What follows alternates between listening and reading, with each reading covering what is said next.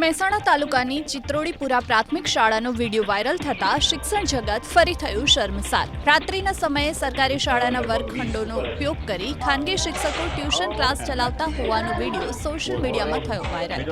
Viral વિડીયોમાં tuition લેતા શિક્ષક ખુદ સ્વીકારી રહ્યા છે કે બાળકો દીઠ 400 રૂપિયાની ફી વસૂલવામાં આવી રહી છે. ફી તો 400 રૂપિયા, એકની 400 અને 6 દાડોથી લેવાને. પ્રાથમિક શાળાના વર્ગખંડોમાં જ ખાનગી ટ્યુશન ધમધમતા હોવાનો વિડીયો વાયરલ થતા જિલ્લા શિક્ષણ વિભાગ હરકતમાં આવ્યું. જિલ્લા પ્રાથમિક શિક્ષણ અધિકારી શરદ ત્રિવેદીએ ઘટનાની ગંભીરતાને ધ્યાને લઈ તાત્કાલિક તપાસના આદેશ આપ્યા છે.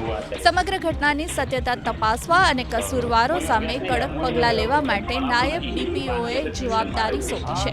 શિક્ષણ અધિકારીએ સ્પષ્ટ કર્યું કે તપાસ રિપોર્ટ આવ્યા બાદ જો સાચા આરોપો હશે તો જવાબદારો સામે કડક કાર્યવાહી કરવામાં આવશે.